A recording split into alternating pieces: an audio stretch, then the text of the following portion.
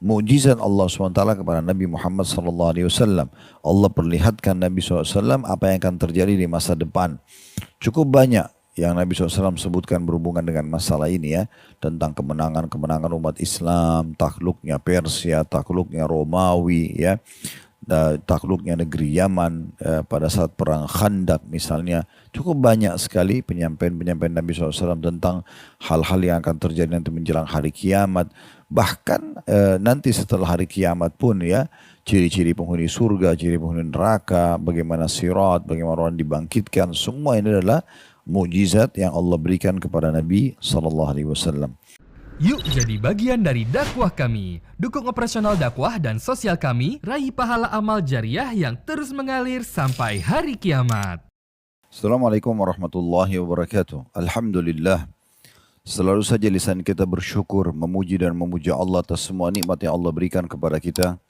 Tidak pernah berhenti kami mengingatkan diri kami dan jemaah sekalian, terlalu banyak air, oksigen, makanan, minuman, pakaian, apapun yang sudah membuat roda kehidupan kita bisa berjalan sudah kita nikmati dan masih akan kita nikmati sampai ajal kita datang. Dan Allah Subhanahu wa taala membolehkan kita menikmatinya selama dia halalan thayyibah, dibolehkan dan berkualitas, serta juga kita mensyukurinya. Dan luar biasanya Allah mudahkan kita bersyukur dengan dua susunan kata alhamdulillah, dan Allah maha benar dengan firman-Nya la in syakartum la azidannakum. Kalau kalian bersyukur maka pasti aku akan tambah.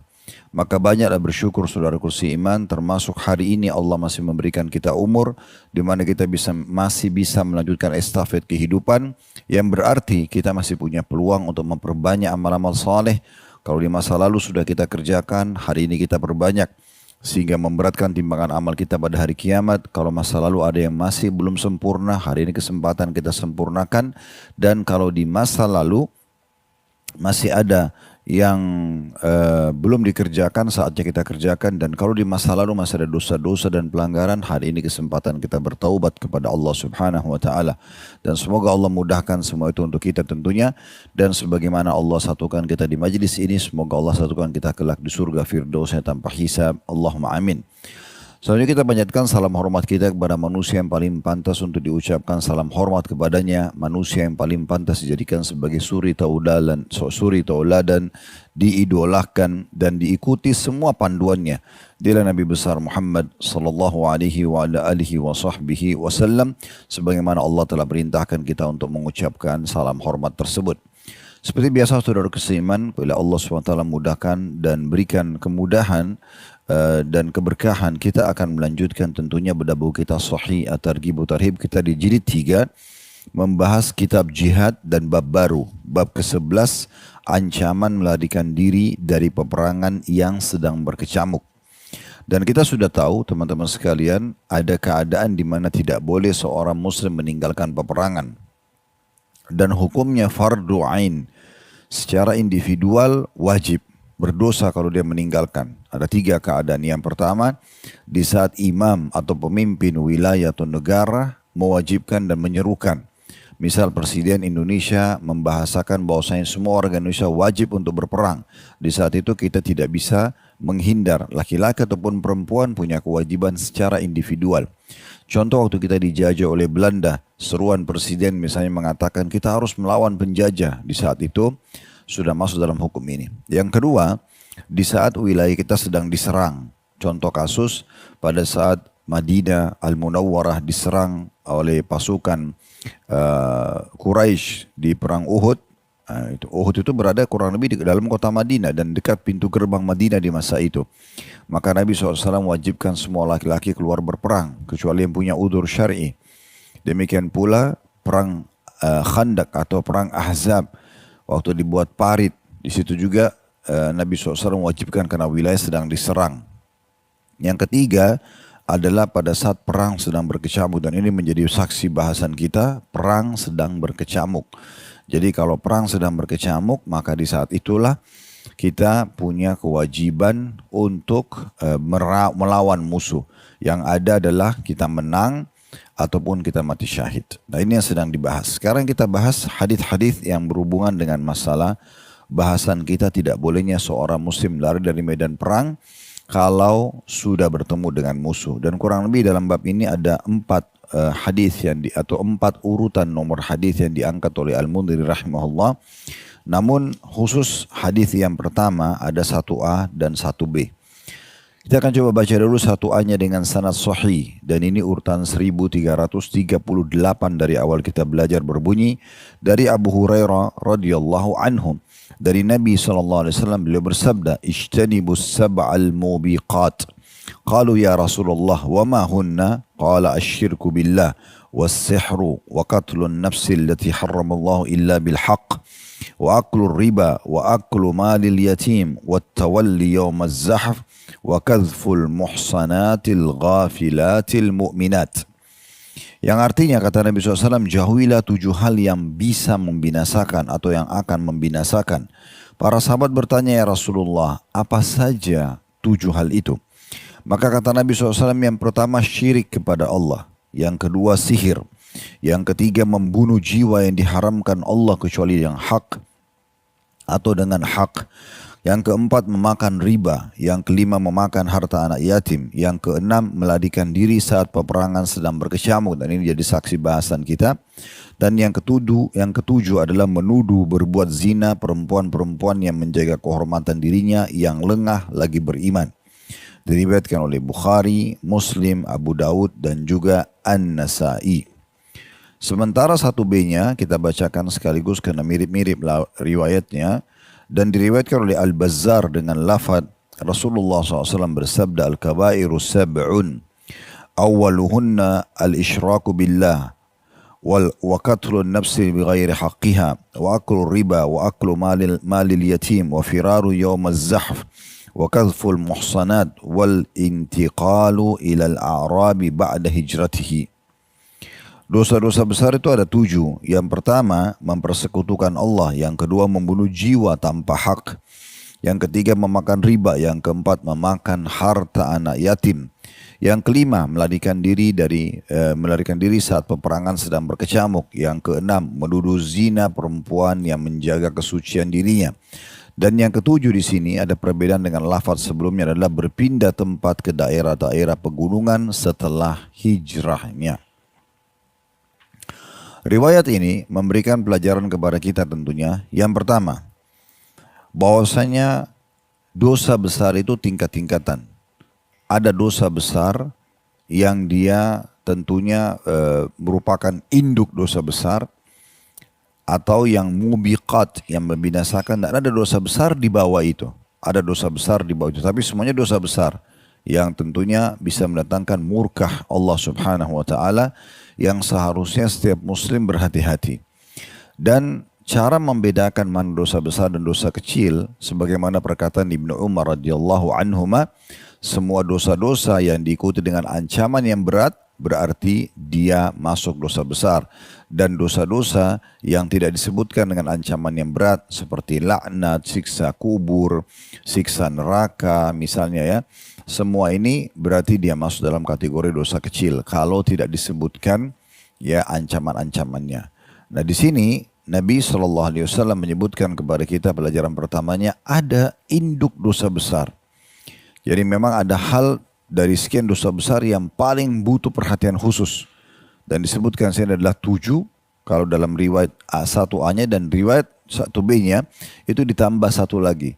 Ya, karena berbeda lafadznya, yaitu ya kita bisa katakan masuk ke poin yang ke-8. Pelajaran yang kedua, tentu di sini makna mubiqat, membinasakan, artinya setiap pelakunya melakukan maka dipastikan mereka akan terkena kemurungan, kesedihan, ya kesempitan dada, ya belum lagi hukuman-hukuman Allah SWT yang lain ya. Walaupun dia mengikuti dengan taubat, Nah seperti itu kurang lebih. Kemudian pelajaran yang kedua yang bisa diambil dari riwayat ini, bahwasanya perlunya seorang muslim bertanya, ya, perkataan para sahabat wa ma hunna, dan apa ya itu saja ya Rasulullah. Di sini pertanyaan penting ya. Karena pertanyaan ini mengandung makna bahwasanya seseorang ya harusnya berhati-hati ya. Kehati-hatian itu bisa muncul diantaranya dengan bertanya. Ya. Kalau ada orang yang suka bertanya tentang amal apa yang dia harus kerjakan yang paling afdol, atau dia bertanya tentang misalnya ya dosa apa yang paling membinasakan, semua ini berarti menandakan hirs atau bagaimana dia peduli dengan masalah amal soleh yang dia harus kerjakan dan dosa yang harus ditinggalkan. Nah ini termasuk poin yang penting sekali untuk digarisbawahi. Kemudian pelajaran yang ketiga adalah beratnya dosa syirik. Dan ini induk dosa besar yang pertama.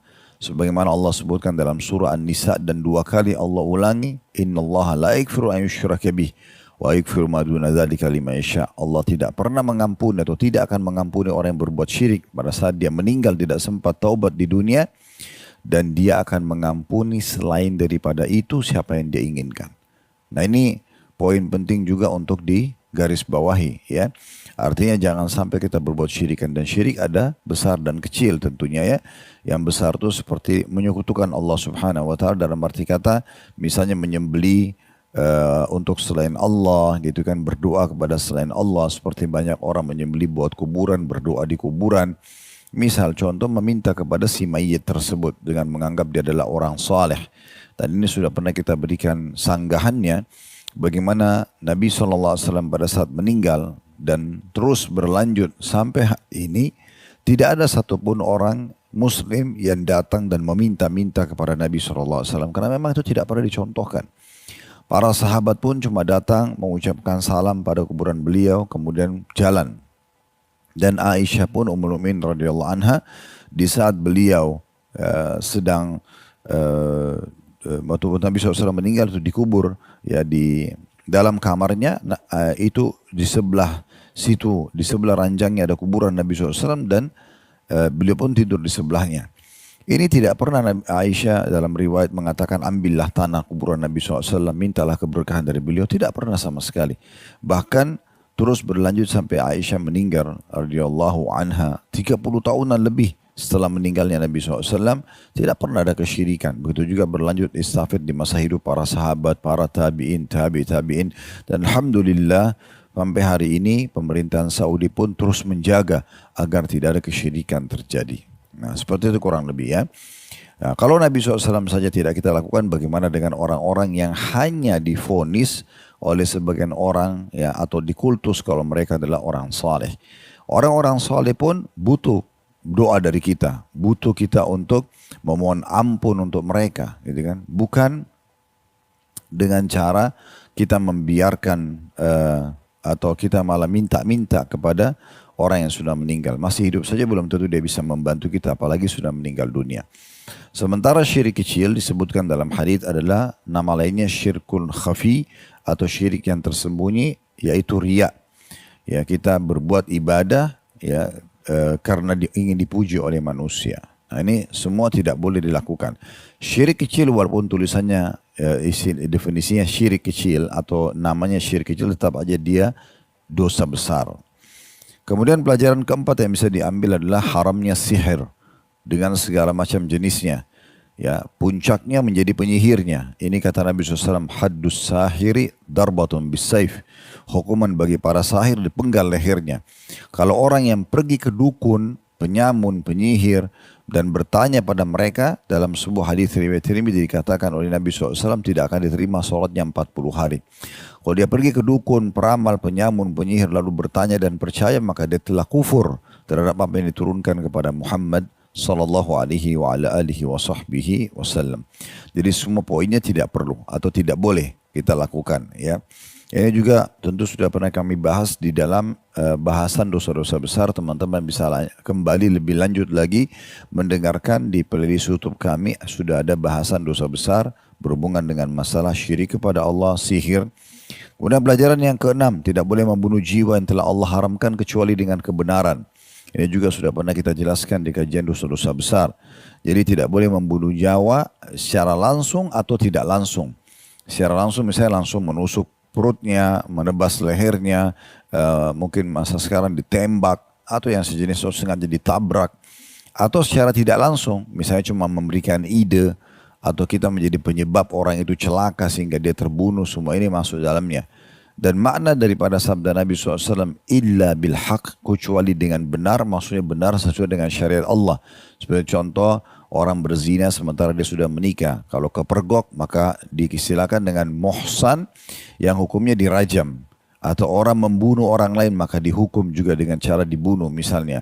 Atau kita masuk medan perang dan berhadapan dengan musuh, itu semua dengan hak, ya. Karena kita membunuh musuh yang akan memerangi Islam. Nah, semua itu pengecualian dari larangan membunuh jiwa.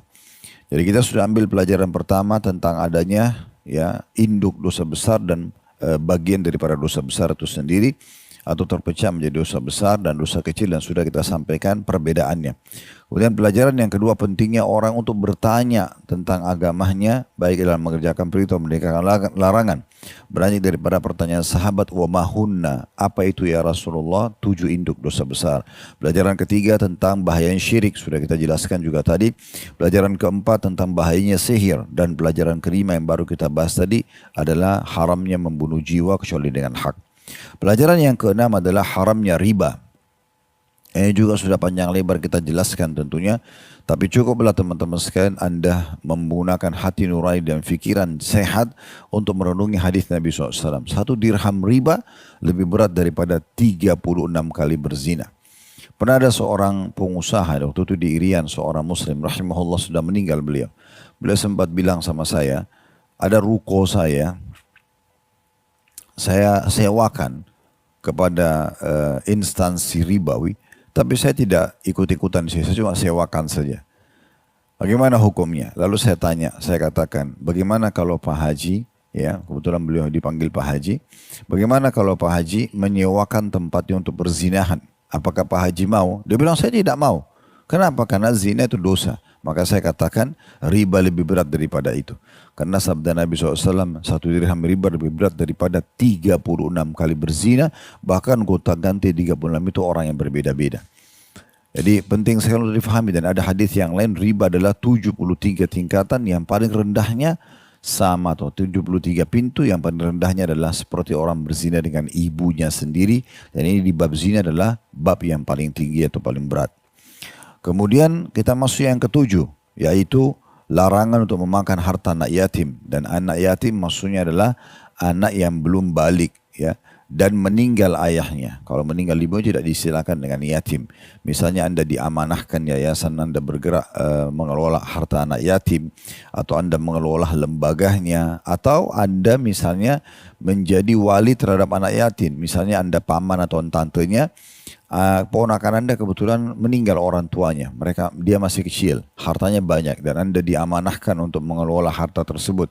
Di saat itu Anda tidak boleh memakan harta tersebut secara zalim. Nah, ini penting untuk digarisbawahi. Tidak boleh kita makan secara zalim, gitu ya. Jadi kita hanya boleh misalnya mengeluarkan kebutuhan-kebutuhan dasar, apalagi berhubungan dengan kebutuhan si anak yatim tadi. Kemudian yang kedelapan, faedah yang bisa kita ambil adalah, ini yang jadi saksi bahasan kita, haramnya orang lari dari medan perang. Ya, haramnya orang lari dari medan perang, ini pelajaran kedelapan, tapi dalam hadis ini adalah dosa yang keenam. Dosa yang keenam.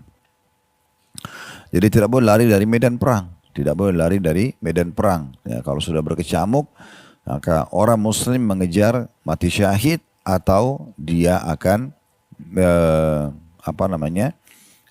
menang. Jadi tidak ada kata kalah bagi seorang muslim. Kemudian pelajaran yang ke-9 dari hadis, dan ini adalah dosa besar yang ke-7 dari hadis pertama, menuduh wanita mukminah yang baik-baik berbuat zina.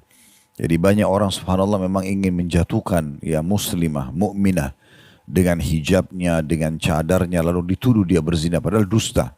Dan induk daripada kisah ini adalah kisah ifk, di mana Ummul Mukminin Aisyah radhiyallahu anha, wanita suci dan mulia yang Allah turunkan pembebasannya dari tuduhan tersebut di surah An-Nur, dan setiap orang baca surah An-Nur akan selalu mengenang tentang pembebasan Aisyah radhiyallahu anha dari tuduhan berzina dengan Safwan oleh Abdullah bin Abi Salul, atau kepala orang munafik. Nah itu karena beliau tidak buat apa-apa lalu dituduh berzina sehingga hanya tersebarlah gosip atau hoaks gitu ya. Nah seperti itu kurang lebih. Nah ini tidak boleh sama sekali. Jangan kita menuduh-nuduh orang yang sudah menjaga hubungannya baik sama Allah dan mereka berzina. Ini termasuk induk dosa besar. Karena ini kalau dicelakakan wanita tersebut sementara kita penyebabnya maka kita akan panen induk dosa besar yang membinasakan. Kemudian di 1B-nya ada tambahan tentunya satu lagi ya, diganti tentunya ya. Di situ yang tidak disebutkan adalah masalah sihir. Kalau di hadis 1B dan diganti dengan orang yang pindah, ya di situ dikatakan ini termasuk dosa besar adalah pindah ke daerah-daerah pegunungan setelah hijrahnya. Ini faedah yang kita bisa ambil yang ke-10 dari hadis ya. Tambahan daripada hadis 1A, yaitu maksudnya orang yang sudah dapat tempat nyaman untuk ibadah, komunitas muslim, baru kemudian ditinggalkan sama dia. Ya, kenapa dia tinggalkan? Sementara dia bisa banyak meraih pahala di situ. Kemudian dia pergi tinggal di gunung-gunung tanpa ada sebab dan alasan-alasan yang benar. Allahu a'lam. Itu kurang lebih hadis yang pertama. Hadis yang kedua teman-teman sekalian dengan sanad hasan di ghairihi, menjadi hasan karena dikuatkan dengan riwayat-riwayat lain dan ini urutan 1339 dari awal belajar. Hadis ini berbunyi dari Abu Hurairah radhiyallahu anhu, ia bertutur Rasulullah SAW bersabda, "Man laqiya Allah azza wa jalla la yushriku bihi syai'a wa adda zakata malihi tayyibatan biha nafsuhu muhtasiba wa sami'a wa ata'a falahul jannah au dakhala jannah wa khamsun laysa lahunna kaffara asyirku billah wa qatlun nafsi bighairi haqq wa bahtu mu'min wal firaru minaz zahaf wa yaminun sabiratun yaqtati'u biha malan bighairi haqq." Barang siapa yang berjumpa dengan Allah subhanahu Allah azza wa jal, barang siapa yang kata Nabi SAW, barang siapa yang berjumpa dengan Allah azza wa jal dalam keadaan tidak menyekutukannya dengan sesuatu apapun, dia menunaikan zakat hartanya dengan lapang dada lagi mengharap pahala dan mendengarkan juga taat, maka balasannya adalah surga atau ia akan masuk surga. Ada 5 perkara kata Nabi SAW yang tidak punya kafarah, tidak mempunyai kafarah, denda. Maksudnya yang bisa membersihkannya kecuali taubat saja. Mempersekutukan Allah, membunuh jiwa tanpa hak, menakut-nakuti orang mukmin, melarikan diri saat peperangan sedang berkecamuk, dan sumpah palsu yang dengannya harta orang lain diambil tanpa hak.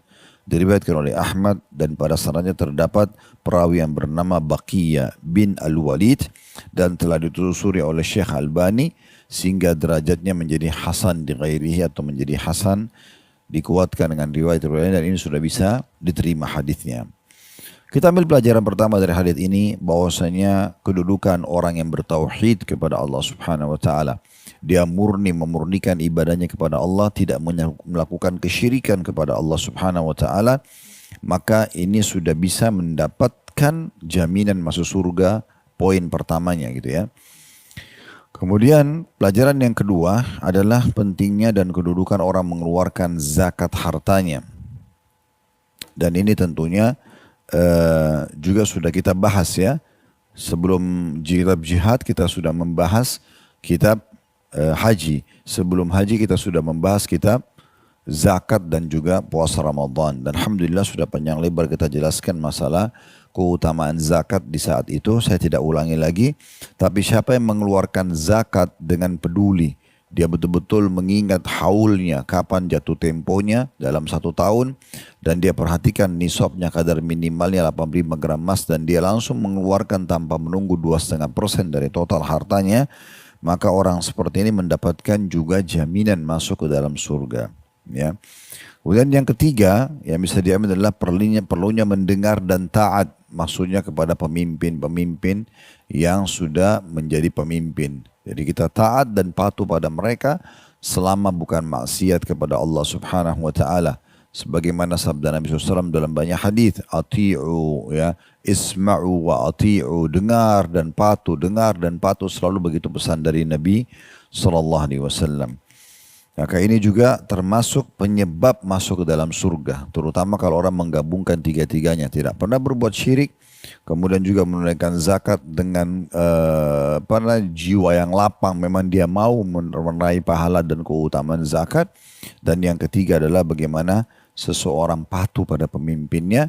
Maka dipastikan ada jaminan surga. Pelajaran yang bisa diambil yang keempat adalah 5 perkara yang tidak mempunyai kafarah. Kafarat ini maksudnya tidak ada toleransinya. Ya, bukan di sini maknanya kafarah adalah denda yang sifatnya dibayar ya, karena memang contoh misalnya disebutkan sini membunuh jiwa ya tanpa hak itu sebenarnya bisa ya bisa ditebus ya, bisa dengan bebasin budak, apalagi kalau orang yang walinya memaafkan, maka mereka pun membayar dengan kepada wali keluarga gitu ya yang sudah dibunuh misalnya, contoh ya. Nah ini tapi di sini yang dimaksud adalah betul-betul tidak ada toleransinya. Ini berat sekali di sisi Allah Subhanahu wa taala.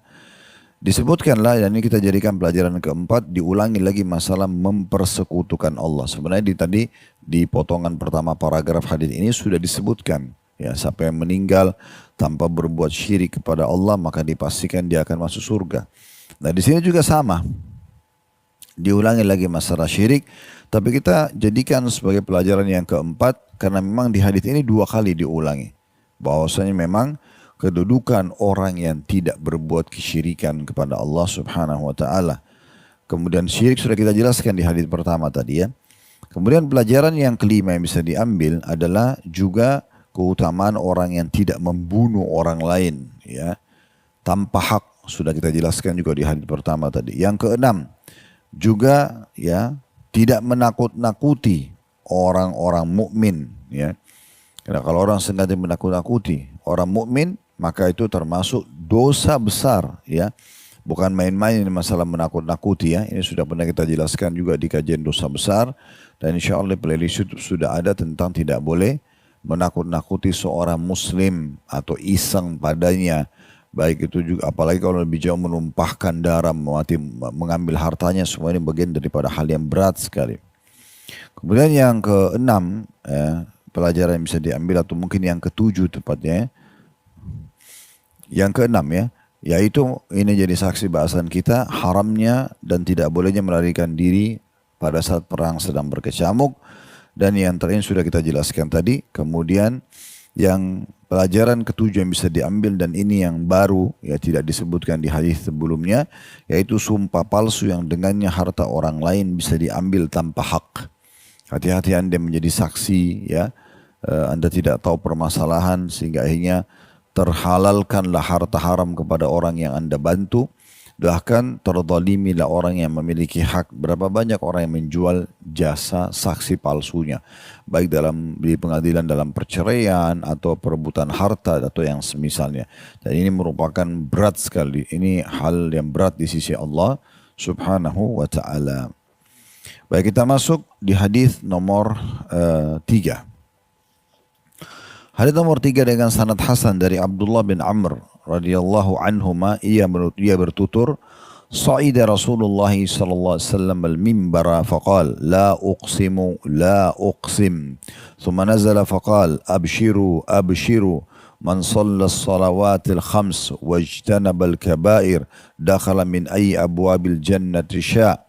Qala al-Muttalib sami'tu rajulan yas'alu Abdullah bin Amr asami'ta Rasulullah sallallahu alaihi wasallam yadhkuruhunna? Qala na'am. Uququl walidain wasyirku billah wa qatlun nafs wa kadhful muhsanat wa aklu malil yatim wal firaru yawmaz zahf wa aklur riba. Kata Abdullah bin Amr radhiyallahu anhu, ia berkata, Rasulullah SAW satu hari pernah naik ke atas mimbar lalu beliau bersabda, aku tidak akan bersumpah, aku tidak akan bersumpah. Kemudian beliau turun dan bersabda, bergembiralah, bergembiralah. Barang siapa yang melakukan sholat 5 waktu dan menjauhi dosa-dosa besar, niscaya ia akan masuk surga dari pintu surga yang mana saja ia sukai. Al-Muttalib perawi mengatakan, aku mendengar ya seseorang laki-laki bertanya kepada Abdullah bin Amr radhiyallahu anhu, apakah kamu mendengar langsung dari Rasulullah SAW menyebutkan rincian apa saja berita gembira itu dan amal-amal apa yang tidak boleh dikerjakan gitu ya. Maka ia menjawab, iya, durhaka pada kedua orang tua. Artinya kalau orang menjauhi dosa-dosa besar ini, maka dia akan aman gitu ya. Karena kalau dia sholat 5 waktu dan menjauhi dosa besar, maka dia tentunya dipastikan masuk surga dari 8 pintu surga yang mana dia mau.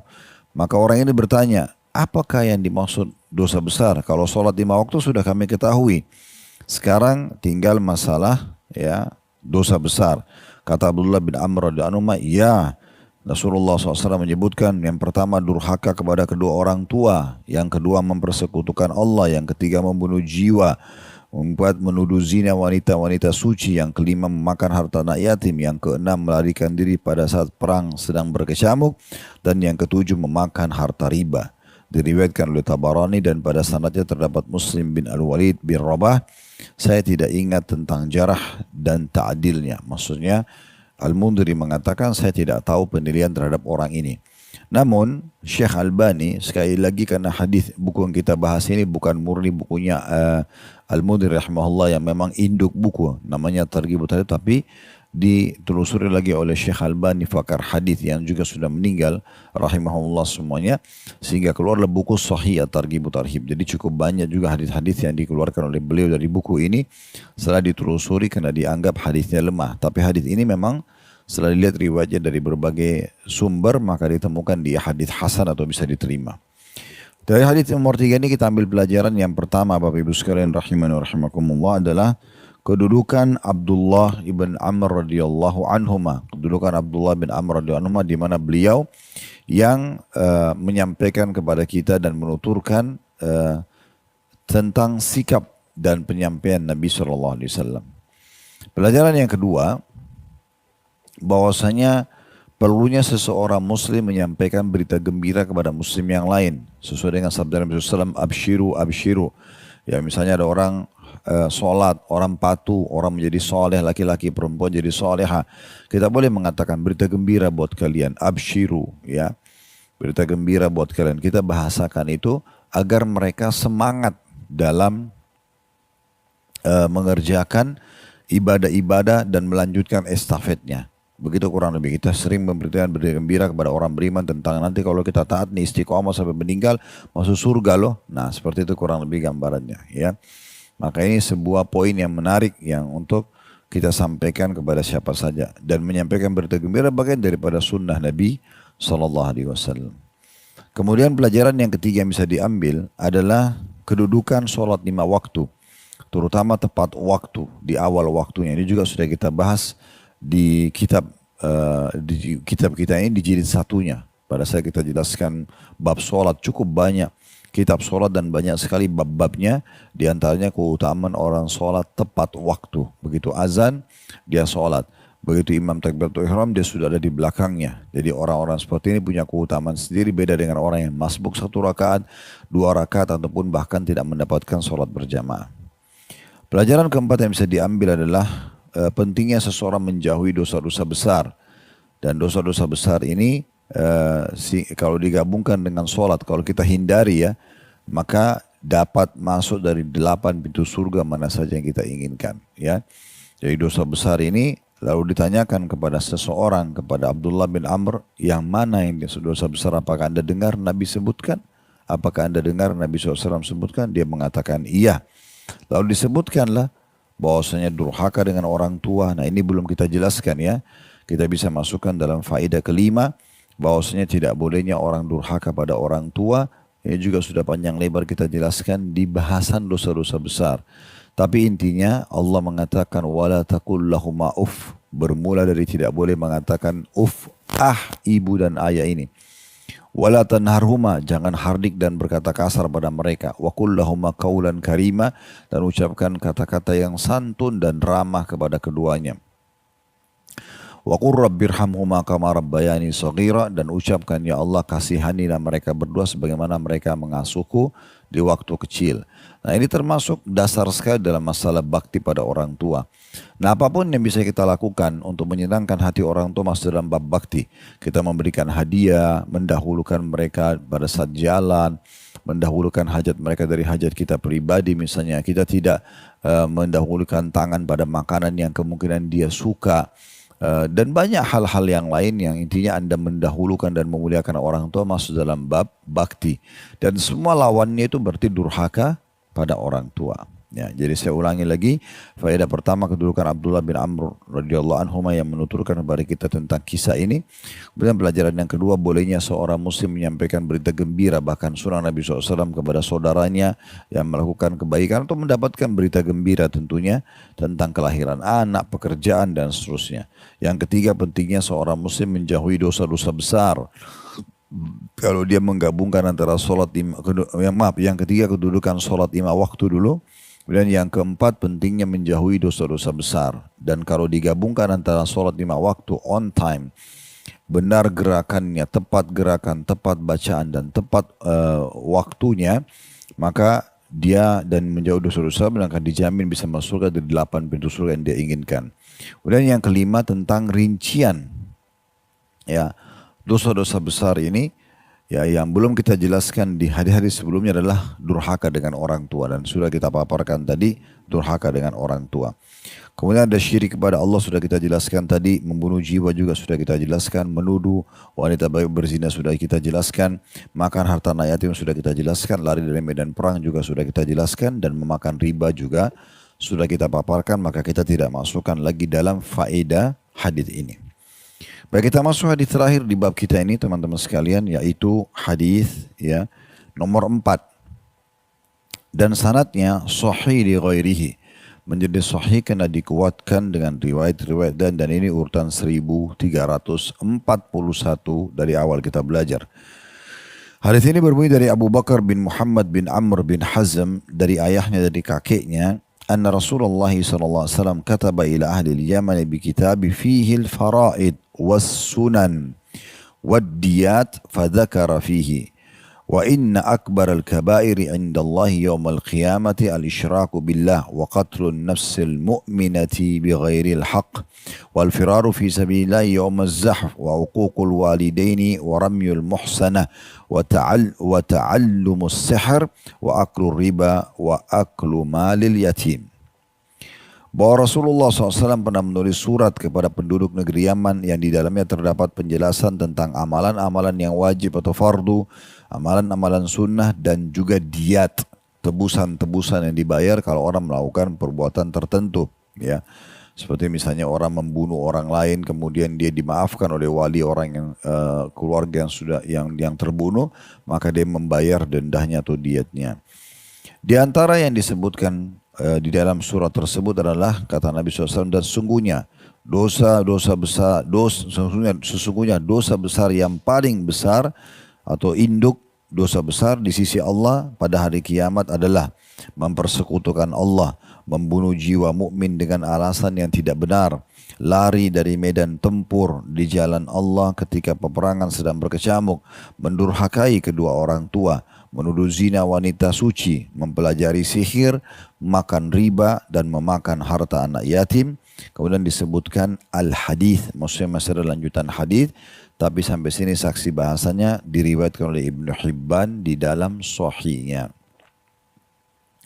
Riwayat ini memberikan pelajaran kepada kita, langsung saja kita ambil tentunya, bahwasanya kedudukan Amr bin Hazm ya, atau tepatnya Hazm ya, ini radhiyallahu anhu sahabatnya, karena di sini diriwayatkan dari cucunya dan juga anaknya ya.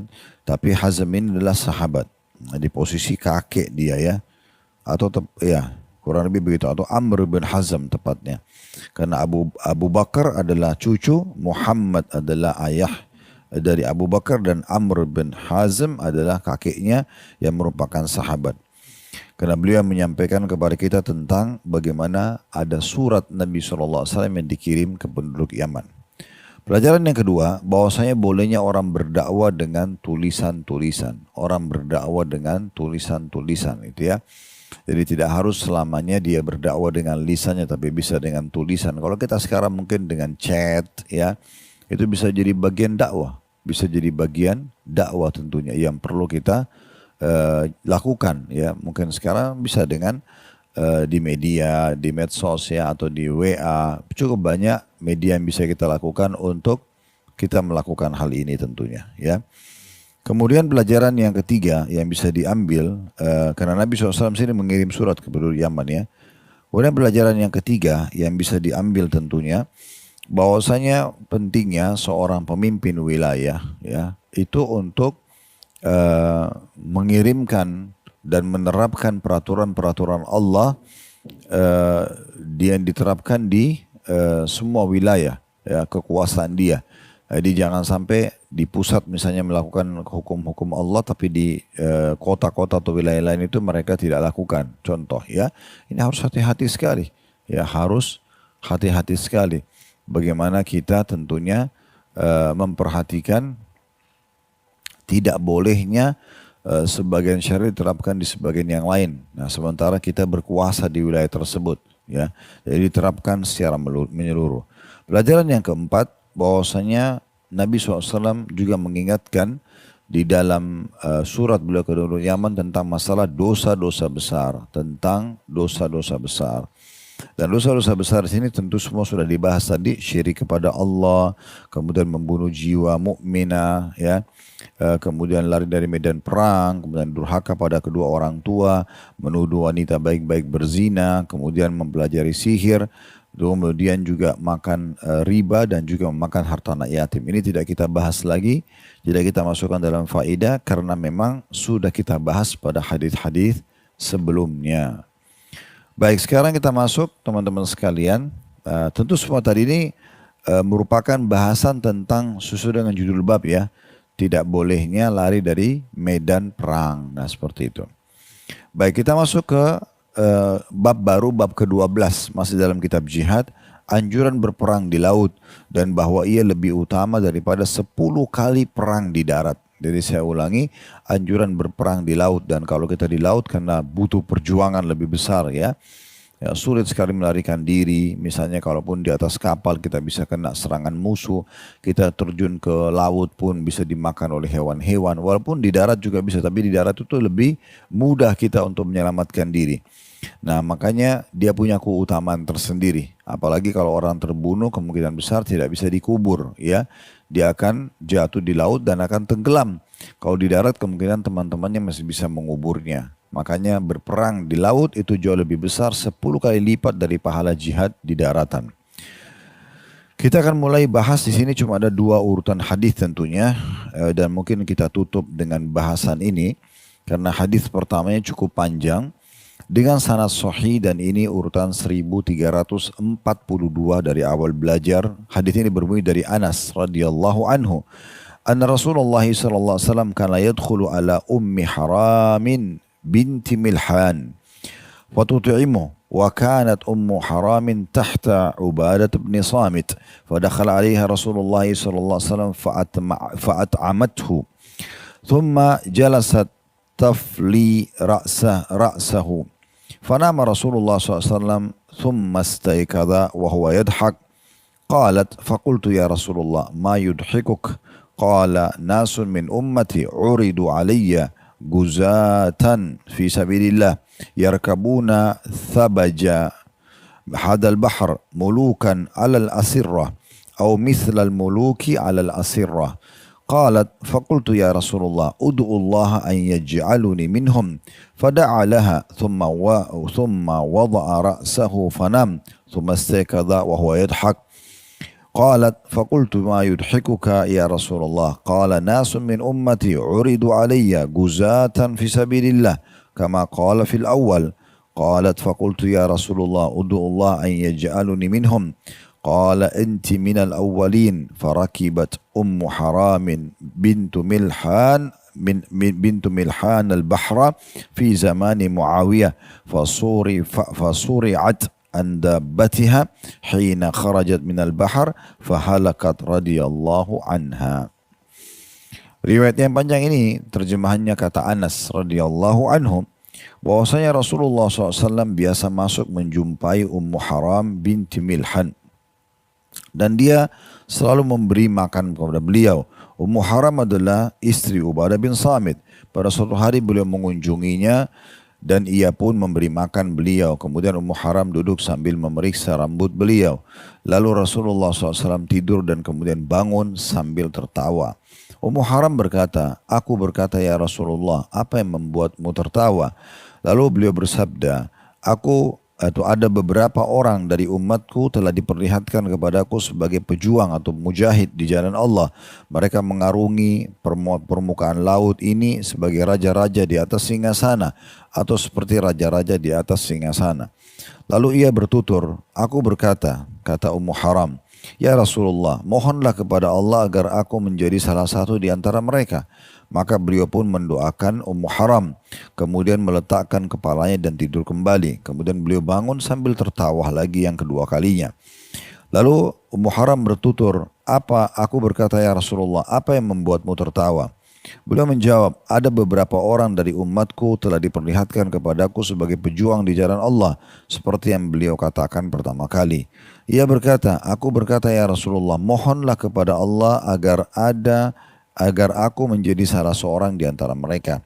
Beliau berkata, kamu termasuk orang-orang yang terdepan.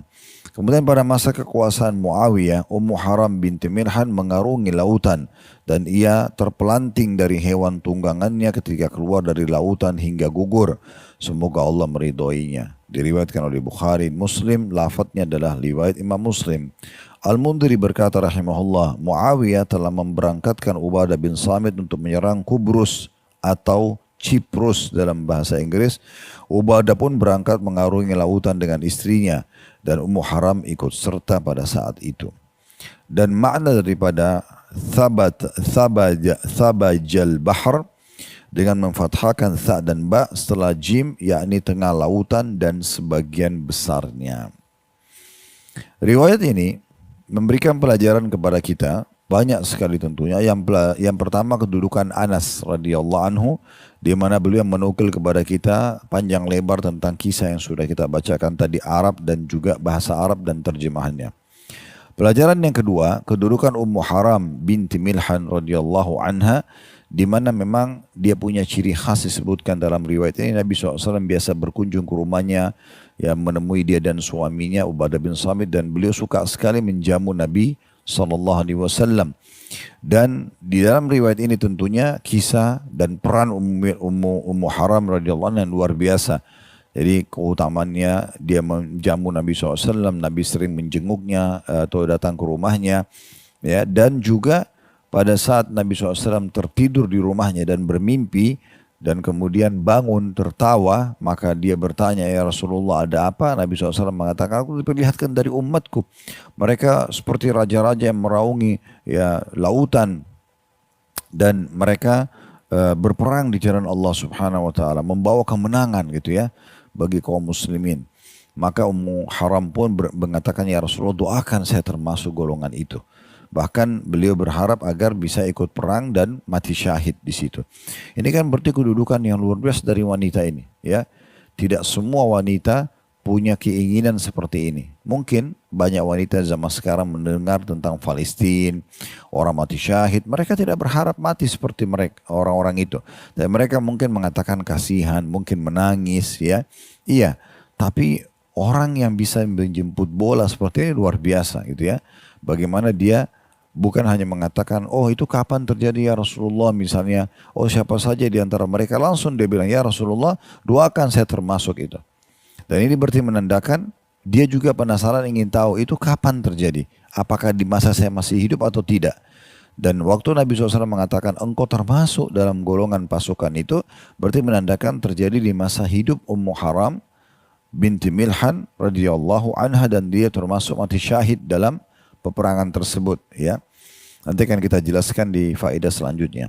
Jadi pelajaran kedua adalah kedudukan Ummu Haram binti Milhan radhiyallahu anha, di mana Nabi SAW sering berkunjung di rumahnya. Ini keutamaan pertama. Yang kedua, dia selalu menjamu Nabi SAW. Ini yang ketiga, maksudnya ini kelebihan dia yang kedua. Dan yang ketiga, bagaimana cekatannya dia langsung pada saat melihat Nabi SAW bangun tidur dia tersenyum, lalu dia tanya, kenapa ya Rasulullah tersenyum? Waktu Nabi SAW ceritakan tentang ada pasukan dari muslimin, dari umat Nabi SAW yang akan berperang, dan mereka adalah raja-raja di atas singgasana dan memenangkan peperangan-peperangan, maka dia berdoa minta Nabi SAW doakan agar dia termasuk dalam golongan tersebut, ya, dan Allah kabulkan. Ini luar biasa. Bahkan keutamaan yang keempat, Ummu Haram, dia mati syahid dalam peperangan tersebut, ya, walaupun terjungkal dari tunggangannya tapi sedang menuju ke medan perang. Ini pelajaran yang kedua, kedudukan Ummu Haram binti Milhan radhiyallahu anha. Pelajaran yang ketiga, mukjizat Allah SWT kepada Nabi Muhammad SAW. Allah perlihatkan Nabi SAW apa yang akan terjadi di masa depan. Cukup banyak yang Nabi SAW sebutkan berhubungan dengan masalah ini, ya, tentang kemenangan-kemenangan umat Islam, takluknya Persia, takluknya Romawi, ya, takluknya negeri Yaman pada saat perang Khandak misalnya. Cukup banyak sekali penyampaian-penyampaian Nabi SAW tentang hal-hal yang akan terjadi nanti menjelang hari kiamat. Bahkan nanti setelah hari kiamat pun, ya, ciri-ciri penghuni surga, ciri penghuni neraka, bagaimana sirat, bagaimana orang dibangkitkan, semua ini adalah mukjizat yang Allah berikan kepada Nabi SAW. Pelajaran yang keempat, mimpi para nabi-nabi adalah wahyu. Mimpi para nabi-nabi adalah wahyu. Dan beda dengan mimpi kita. Kalau mimpi kita masih ada ru'ya as-sadiqah, mimpi yang benar, atau hilm. Ya, hilm ini berarti mimpi dari syaitan. Semua yang membahagiakan Anda itu adalah kebaikan. Terutama kalau tidak ada pelanggaran, ya. Jangan sampai Anda merasa bahagia karena mimpi berzina misalnya, itu tidak boleh, itu dari syaitan. Tapi Anda mimpi melihat Ka'bah, Anda mimpi bahagia, Anda mimpi melihat masuk dalam surga, semua ini adalah mimpi dari Allah SWT. Nah, kalau Anda mimpi menakutkan, jatuh dari jurang, digigit hewan, ini semua berarti dari syaitan. Nah, tentu ada adab-adabnya. Kalau mimpi baik atau ru'ya shadiq, Anda bersyukur sama Allah. Kalau hilm, mimpi buruk, Anda berlindung kepada Allah. Sebagaimana sabda Nabi SAW, siapa yang lihat yang buruk dalam tidurnya, jangan dia ceritakan. Dan dia coba membaca A'udzu minasyaitonir rajim dan meniup ke sebelah kiri 3 kali. Lalu dia mengubah posisi tidurnya. Nah, seperti itu gambarannya, ya. Ini pelajaran yang bisa diambil kalau dari mimpi. Dan mimpi Nabi-Nabi adalah mimpi yang benar. Semuanya adalah wahyu. Kita tahu mimpinya Nabi Ibrahim AS pada saat menyembelih Ismail, dan itu wahyu. Ya, seperti itulah beda mimpi kita sama mimpi para nabi. Pelajaran yang kelima, bahwasanya umat Islam akan menguasai dunia. Yang isi mujizatnya. Ya, dan memang betul-betul kerajaan pertama berdiri dalam Islam yang dikenal dinasti Umayyah, kerajaan-kerajaan. Ya, kerajaan. Setelahnya ada Abbasiyah, setelahnya ada Utsmaniyah. Sekarang mungkin banyak negara-negara presidennya muslim, penduduknya muslim, banyak. Kerajaan-kerajaan muslimin. Dan mereka itu sudah diperlihatkan kepada Nabi SAW oleh Allah Subhanahu Wa Taala. Berarti menandakan umat Islam memang akan berkuasa. Sekarang walaupun mungkin umat Islam tidak menjadi negara adik kuasa, tapi dengan banyaknya wilayah-wilayah muslimin, ya, Asia Tenggara mayoritasnya muslim, seperti kita tahu Indonesia, Malaysia, Brunei, ya, itu mayoritasnya muslim. Ada negara-negara yang kecil seperti Thailand juga masih ada muslimnya, ada Filipina masih ada muslimnya, ada Singapura masih ada muslimnya, tapi wilayah-wilayah yang besar kayak Indonesia masuk muslim. Kita tahu di Afrika Utara juga begitu, ada Mesir, Tunis, Jazair, Maroko, negara-negara Islam. Kemudian masih ada negara yang lain, Nigeria dan yang lainnya, ya, Ethiopia, dan semua negara-negara ini banyak muslim, ya. Dan kita tahu juga ada Timur Tengah, ya. Wilayah-wilayah non-muslim pun ada komunitas muslim. Di Jepang, di Korea, ya, kemudian di Amerika, di Eropa, di Australia, semua di benua ini ada muslim, ya. Dan kita sekarang terkenal sebagai populasi yang paling besar dan paling cepat tentunya di muka bumi ini. Ini termasuk mujizat, isi mujizat dari yang Allah sampaikan kepada Nabi Muhammad SAW, bahwa umat Islam akan berkuasa. Pelajaran yang keenam, bahwasanya pentingnya seorang muslim berdoa kepada Allah agar diberikan keutamaan-keutamaan dan kesempatan seperti mati syahid, ikut berperang, haji dan umroh, ya. Kalau ada misalnya ada orang mengatakan, saya insya Allah akan haji tahun ini.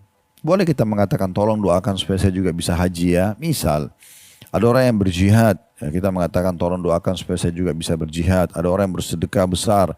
Kita mengatakan semoga juga saya bisa amalkan satu waktu. Semua itu bagian daripada pelajaran dari hadis ini. Bagaimana Ummu Haram binti Milhan radhiyallahu anha langsung mohon kepada Nabi SAW untuk Nabi ceritakan ada prajurit-prajurit dari umatku. Mereka raja-raja di atas singgasana. Mereka berperang di jalan Allah di lautan. Maka pada saat itu pun Nabi SAW mendoakan Ummu Haram sehingga mendapatkan apa yang dia inginkan gitu ya. Pelajaran yang ketujuh yang bisa diambil pelajaran bahwasanya pentingnya seseorang muslim tidak menganggap remeh tentang ibadah, tentu terutama dalam masalah terutama masalah jihad, terutama dalam masalah jihad. Dan kalau dia sudah mengetahui keutamanya, dia jangan menundahnya.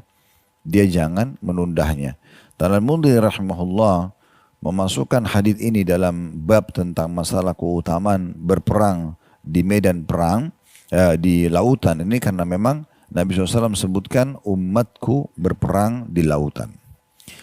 Belajar atau hadis kedua dan kita tutup dengan ini berhubungan dengan bahasan kitab jihad dan bab yang sama tentang keutamaan berperang di laut.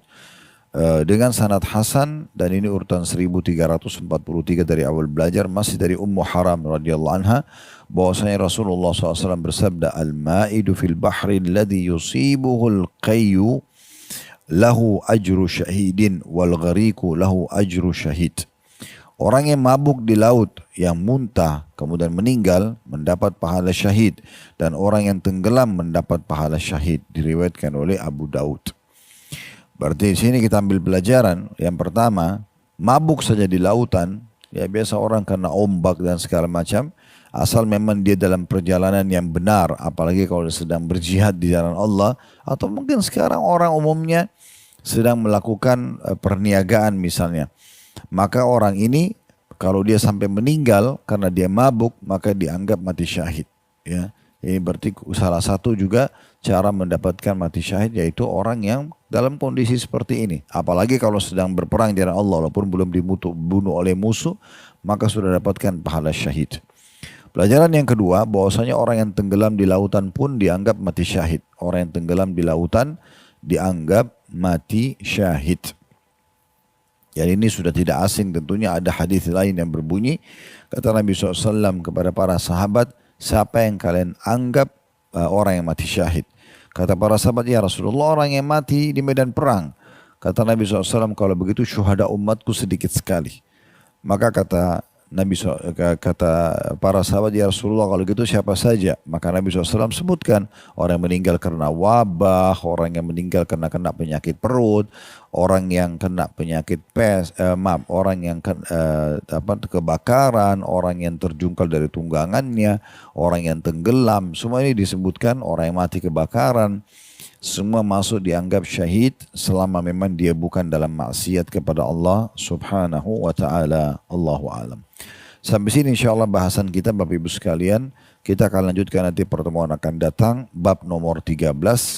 Ancaman mengambil harta rampasan perang sebelum pembagian dan peringatan keras terhadapnya serta tentang orang yang menutup-nutupi orang yang berbuat demikian. Nanti kita bahas pada pertemuan akan datang masalah itu insyaAllah. Subhanakallahumma bihamdika asyhadu an la ilaha illa anta astaghfiruka wa atubu ilaik. Wassalamualaikum warahmatullahi wabarakatuh.